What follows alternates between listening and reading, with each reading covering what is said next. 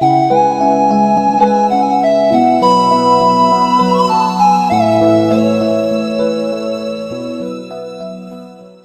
اللہ ویسے سورۃ الفاتحہ بہرحال اس کا ایک حصہ بھی ہے، اور اس کے ساتھ ساتھ سورہ نمل جو ہے اس کا بھی بہرحال ایک حصہ ہے۔ بسم اللہ کے تعلق سے یاد رکھیے اس کے اتنے فضائل ہیں کہ میں سمجھتا ہوں قرآن کی بعض آیتوں کے فضائل میں سے آدھے فضائل تو اسی کے ہم دیکھ سکتے ہیں، چونکہ قرآن کی ہر آیت کی فضیلت اور ہر جملہ یا لفظ کی فضیلت تو نہیں ملتی ہے، لیکن جو ملتی ہے ان میں سے بسم اللہ کی بہت بہت بہت زیادہ فضیلت ملتی ہے۔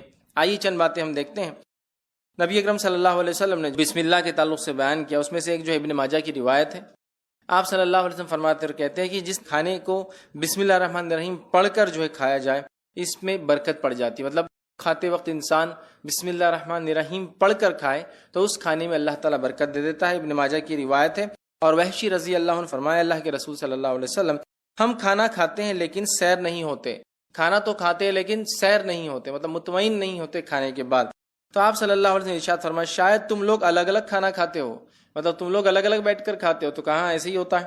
تو انہوں نے غرض کیا ہاں یا رسول اللہ صلی اللہ علیہ وسلم ہم الگ الگ کھاتے، تو آپ صلی اللہ علیہ وسلم فرمایا اور کہا کھانا اکٹھے کھایا کرو، مطلب کھانا کھاتے وقت ساتھ مل کر کھایا کرو، اور اس پر اللہ کا نام لیا کرو، اور اس کھانے پر اللہ کا نام بسم اللہ الرحمن الرحیم پڑھا کرو، تو تمہارے کھانے میں برکت ڈال دی جائیں گی، تو تمہارے کھانے میں برکت ڈال دی جاتی ہے۔ تو لہٰذا ہم اگر کھانا کھاتے ہیں تو کوشش کریں کہ ساتھ کھائیں، مل کر کھائیں، اور مل کر کھانے کے ساتھ ساتھ جو ہے جب بسم اللہ پڑھیں گے ہم تو اللہ تعالیٰ برکت ڈال دیں گا، اور ہم جب کھائیں گے تو سیر ہو کر، مطلب مطمئن ہوں گے کھانے کے بعد، ورنہ بہت سارے لوگ ہم دیکھتے ہیں کبھی کھانے سے مطمئن نہیں ہوتے، اس لیے کہ ہمیشہ بھوکے رہتے ہیں۔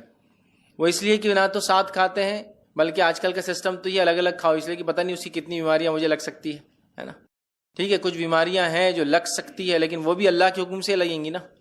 ہر بیماری کے تعلق سے سائنس نہیں کہتی لگ جاتی ہے، ہاں کچھ ہے جو لگتی ہے، کنٹیجس ڈیسیز جو ایک دوسرے کو لگتی ہے، لیکن وہ بھی ہمارا عقیدہ ہے، اللہ جس کو دینا چاہتا ہے دیتا ہے۔ احتیاطی تدابیر اپنی جگہ ضروری ہے۔ نبی اکرم صلی اللہ علیہ وسلم نے خارشی اونٹ کو بغیر خارش، کھجلی والے اونٹوں کو بغیر کھجلی والے اونٹوں کے باڑے سے الگ رکھا، یہ تو احتیاطی تدابیر ہے، لیکن اس کے باوجود عقیدہ یہ تھا کہ بیماری دینے والا اللہ ہے، یاد رکھے۔ تو ساتھ کھانے کے بڑے فضائل یاد رکھے۔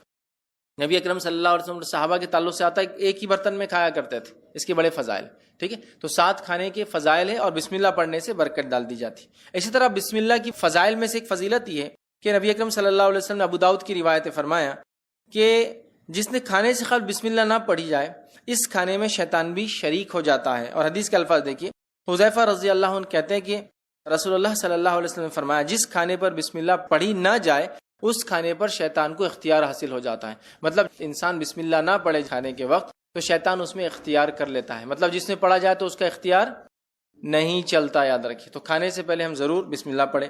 اسی طرح جو ہے رات کو سونے سے قبل دروازہ بند کرنے سے پہلے بسم اللہ پڑھا جائے تو شیطان اس دروازے کو کھول نہیں سکتا، ٹھیک ہے۔ آئیے حدیث کے الفاظ سنیے۔ جابر رضی اللہ عنہ فرماتے اور کہتے رسول اللہ صلی اللہ علیہ وسلم نے فرمایا رات سونے سے قبل بسم اللہ پڑھ کر دروازہ جو ہے بند کیا کرو، کیونکہ بسم اللہ پڑھ کر بند کیے گئے دروازے شیطان کھول نہیں سکتا۔ رات کو سونے سے پہلے بسم اللہ پڑھ کر دروازے بند کیا کرو، جن دروازوں پر بسم اللہ پڑھ کے بند کیے جاتے ہیں اس پہ شیطان اس کو کھول نہیں سکتا۔ ایک روایت میں کہ شیطان چور کی مدد نہیں کر سکتا، مطلب جب بسم اللہ پڑھ کے دروازہ بند نہیں ہوتا تو شیطان کیا کرتا ہے، چور کی مدد کرتا ہے دروازہ کھولنے میں، اور جب بسم اللہ پڑھ کر بند کیا جاتا ہے تو شیطان چور کی مدد نہیں کر سکتا، یا وہ خود دروازہ نہیں کھول سکتا۔ اسی طرح جو ہے بسم اللہ کے تعلق سے جو فضیلتیں آتی ہیں اس میں ایک فضیلت یہ ہے جو کام بسم اللہ پڑھ کر کیے جائیں وہ شیطان جنات کے شر اور فتنوں سے محفوظ رہتے ہیں۔ اسی طرح سونے سے پہلے گھر کے دروازے بند کرنے سے پہلے، روشنی بجھانے سے پہلے، برتن ڈھانپنے سے پہلے بسم اللہ پڑھنا چاہیے۔ دروازہ بند کرنا ہے، لائٹ روشنی بجھانا ہے، دیا بند کرنا ہے، برتن ڈھانکنا ہے، سب سے پہلے کیا پڑھنا ہے؟ بسم اللہ۔ میں اگر عام زبان میں آپ سے کہوں تو بسم اللہ ایک ایسی ماسٹر کی ہے، جب کوئی دعا یاد نہ ہو تو اللہ کے نام سے لگا دے کافی ہے، اللہ کے نام سے لگا دے۔ آئیے حدیث کے الفاظ سنیے۔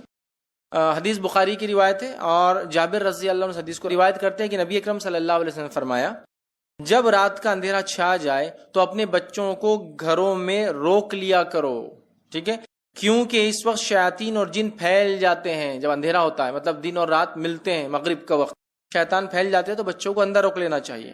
اور جن پھیل جاتے ہیں۔ عشاء سے کچھ دیر بعد بچوں کو چھوڑ دیا کرو، مطلب عشاء کے بعد پھر تم چھوڑ سکتے ہو، اس وقت کوئی مسئلہ نہیں، بچے محفوظ ہیں۔ گھر کا دروازہ بسم اللہ پڑھ کر بند کرو، چراغ کو بسم اللہ کہہ کر بجھاؤ، پانی کے برتن کو بسم اللہ کہہ کر ڈھانپ دو، اور دوسرے برتن بھی بسم اللہ کہہ کر ڈھانپو۔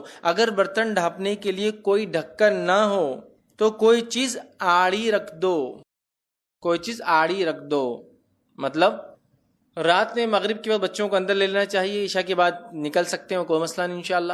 جب دروازہ بند کرے تو بسم اللہ پڑھ کر بند کرنا چاہیے، دیا بجھائے یا لائٹ بند کرے تو بسم اللہ پڑھ کر بند کرنا چاہیے۔ اسی طرح آپ فرما رہے پانی کا اگر کوئی برتن ڈھانکنا ہے تو بسم اللہ پڑھ کے ڈھانکنا چاہیے۔ اسی طرح آپ فرما رہے کوئی برتن کھلا ہو تو اسے ڈھانکو تو بسم اللہ کہہ کر ڈھانکو، اور اگر ڈھکن نہ ملے تو، کور نہ ملے تو کوئی چیز آڑی تو بھی رکھ دو کم از کم۔ یہ کیوں کہا آپ نے؟ پانی پہ ڈھانک دو، کھانے پہ ڈھانک دو، اور اگر ڈھکن نہ بھی رکھ سکو، ڈھکن پورا ڈھکتا ہے نا، کوئی بھی چیز آڑی مطلب پورا نہ بھی ڈھکے تھوڑا ڈھک سکتے آپ۔ مثال کے طور پر پلیٹ نہیں ملی، ڈھکن نہیں ملا، اب جو چیز ہے برتن وہ آدھا ڈھک سکتا ہے تو اتنا ڈھک دو۔ اس لیے کہ حدیث میں الفاظ کیا معلوم آپ کو؟ حدیث میں الفاظ ہے جب انسان کھانے کو رات میں کھلا چھوڑتا ہے تو اس میں بیماریاں نازل ہوتی ہیں۔ اب آپ کہیں گے بیماریاں نازل ہوتی ہے تو پھر پورا ڈھکن ڈھانپنے سے کیا اور آدھا ڈھانپنے سے بھی کیا؟ جراثیم، مائکروبس تو ایسے رہتے کہیں سے بھی گھس سکتے۔ یہ معاملہ غائب کا ہے، غائب کا ہے کہ اللہ کیسے ڈھکن ڈھانکنے سے یا کوئی چیز رکھ دینے سے اس بیماری کو دور کر دیتا ہے، اس تک نہیں پہنچنے دیتا۔ اس سے پتہ چلا بیماریاں نازل ہوتی، آسمان سے اترتی ہے۔ سمجھ رہے آپ؟ کبھی انسانوں کو سزا کے طور پر اور کبھی آزمائشوں کے طور پر، سمجھ رہے آپ بات کو؟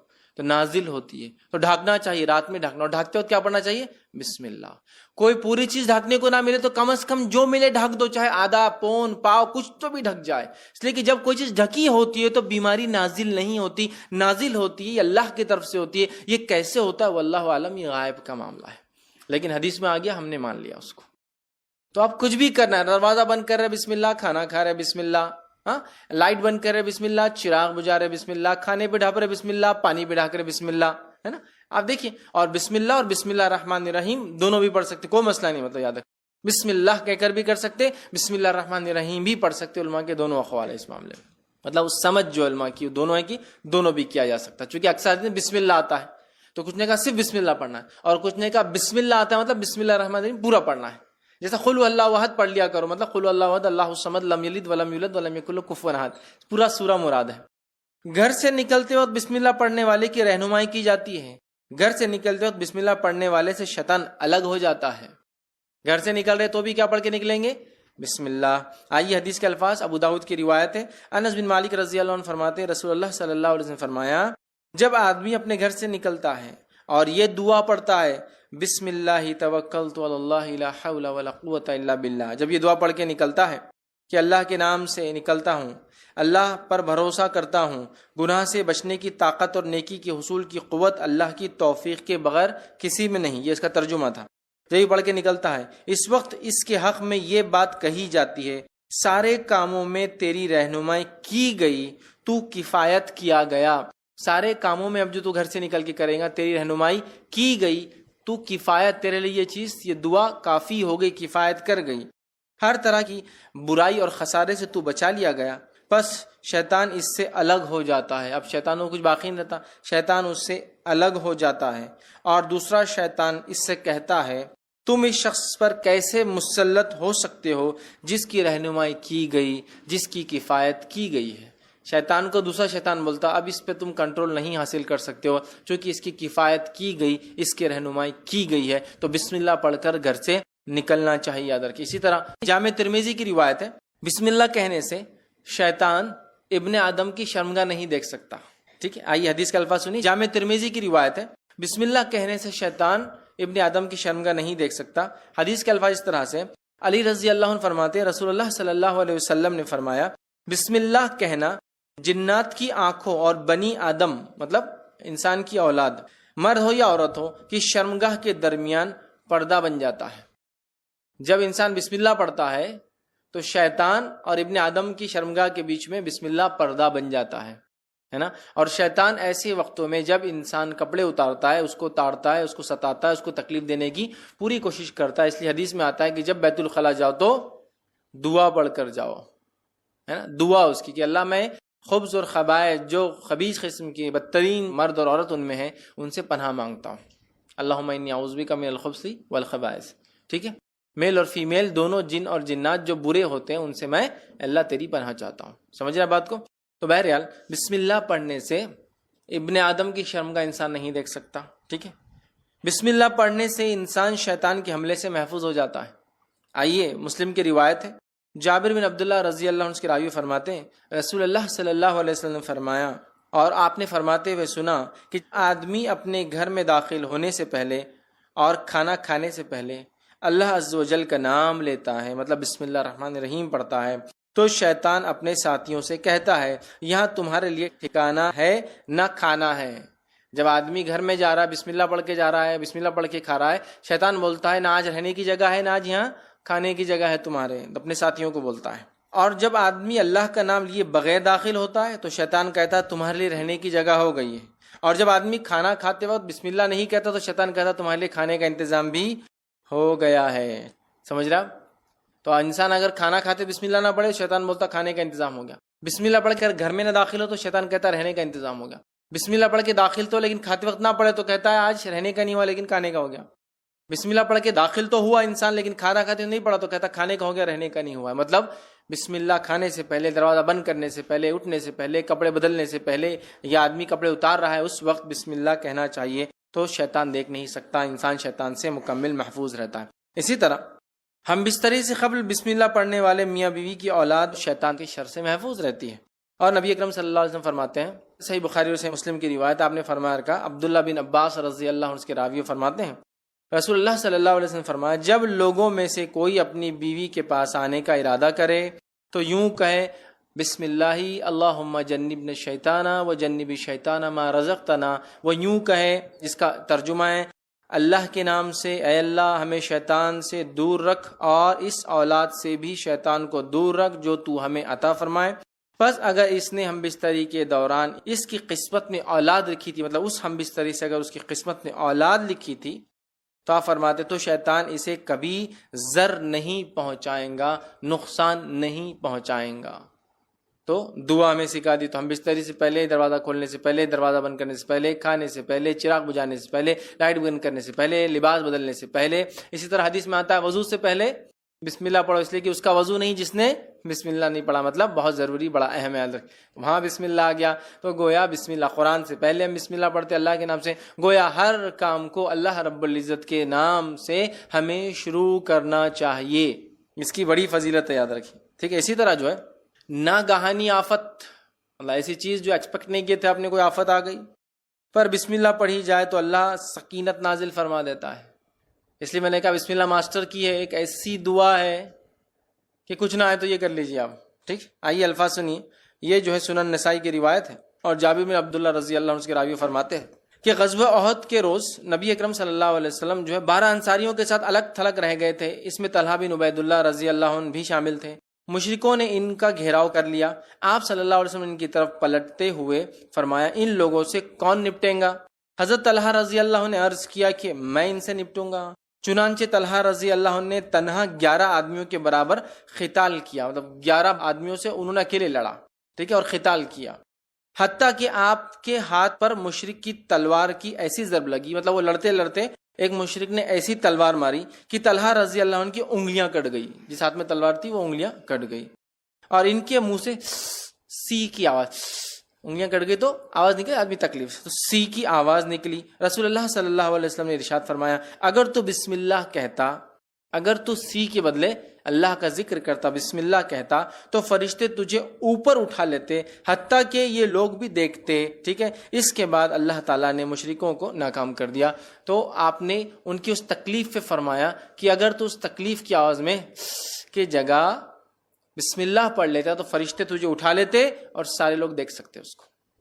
تکلیف، مصیبت، پریشانی ہے نا، انگلیاں کٹ گئی، ایسی تکلیف آئی جس کا ایکسپیکٹیشن نہیں تھا، تکلیف نہیں تو بسم اللہ، بچہ گرا آپ کا بسم اللہ، آپ گر گئے بسم اللہ، ہر جگہ، ہر، اس لیے ماسٹر کی ہے، مطلب ایسی چابی جس سے ہر دروازہ کھلتا ہے نا، ویسی دعا ہے، ہر چیز کچھ مصیبت، پریشانی، مشکل، کوئی کام شروع کرنا ہے، کوئی کام ختم کرنا ہے، کوئی چیز کھل رہی ہے، کوئی چیز بند ہو رہی ہے، ہر جگہ بسم اللہ اللہ کے نام سے، چونکہ اللہ کا نام بے انتہا برکت ہے، جس کی کوئی انتہا، کوئی لمٹ نہیں، لمٹ لیس جو اس کے نام میں برکت ہے. ٹھیک ہے، تو اس کو ہم اپنا معمول بنا لیں، بسم اللہ بسم اللہ بسم اللہ کہنے کی ایک عادت ڈالے، یاد رکھ. ٹھیک ہے، تو بسم اللہ کے ویسے بڑے بڑے فضائل ہیں. میں نے یہاں کچھ ہی رکھے، یاد رکھی، اور بھی ہے، وقت نہیں کہ میں ساری چیزوں کو بسم اللہ کی اور کیا کیا فضائل آتے رکھوں، لیکن میں سمجھتا ہوں بہت ساری رکھ دیا.